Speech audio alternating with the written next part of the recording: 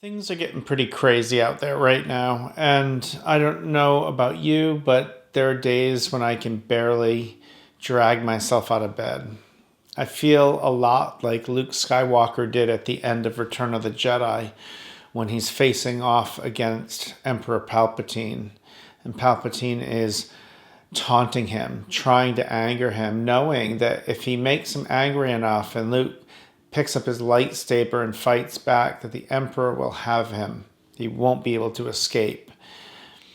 And I strive and struggle and try to be that good Jedi or that good yogi that isn't driven by my emotions, but it's really hard when you see families being separated, when you see the military on the streets of Los Angeles, when you see just the constant torrent of the parade of horribles in front of us day after day after day. But what I've come to realize is that this is part of the plan. That authoritarians do things just like Palpatine taunting Luke Skywalker to enrage him. Authoritarians do things to shock us, to anger us, to knock us off our center.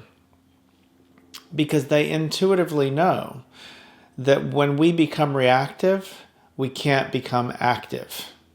When we become reactivist, we can't become effective activists. And so we sit and we complain and we rage tweet and we argue with family members and nothing gets done and it keeps spiraling further and further out of control. And I feel it in my life and I hear it from so many of you that you're just beside yourselves not knowing what to do. And for me, when I find myself in these difficult places in life, it's always worth a revisit to what does yoga teach us and how can it help me navigate my way through this. There's a story of Gautama the Buddha crossing a busy city street. And this wild elephant comes charging down the street and all the other people scatter in fear. But the Buddha turns to face the elephant and he extends one hand up and the other hand palm turned up, offering compassion and loving kindness. And the elephant, seeing this, kneels down before him. The idea being that if he just said stop, established a boundary, the elephant would have said whatever and trampled him. Or if he just said, I'm going to love you and have loving kindness and compassion, the elephant would still trample him. But when you merge those two things together, the Buddha becomes the unstoppable force.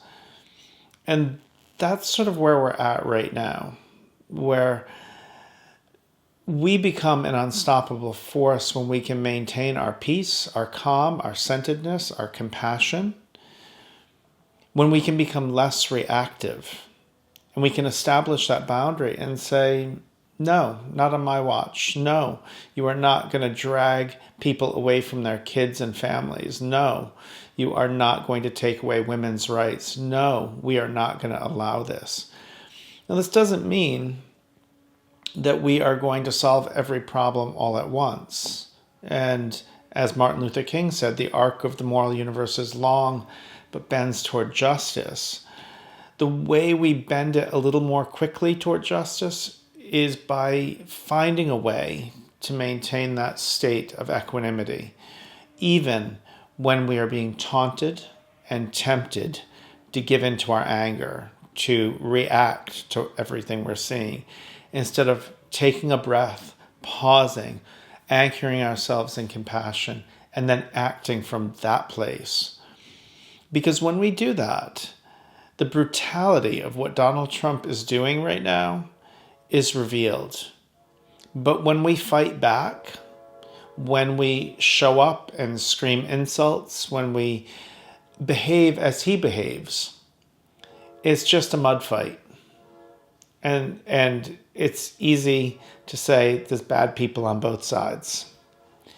But when we can be the best versions of ourselves in spite of his taunts, that's when we become truly dangerous. Now, I'm not promising I'm going to do it every day because Some days I can barely get out of bed, but that is my goal, and I hope it will be your goal as well.